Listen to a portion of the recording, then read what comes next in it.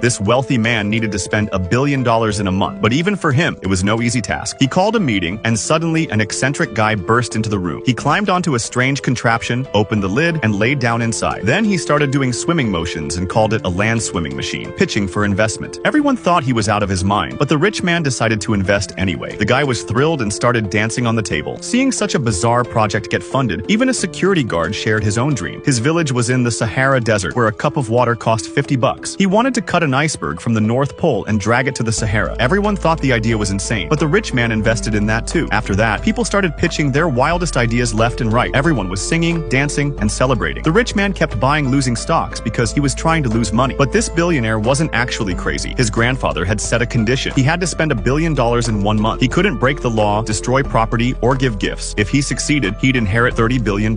So he started spending money like crazy. He dropped $40 million just to have lunch with Warren Buffett and ask him, "How should I waste money?" Buffett got so mad he stormed out. But what the rich man never expected was that all the projects he invested in would become incredibly profitable. The next day, he excitedly went to check on his recent losses, only to be told by his staff that after news broke about his lunch with Warren Buffett, investors had piled into their stocks. Now their stocks were skyrocketing. This time, they'd made $100 million.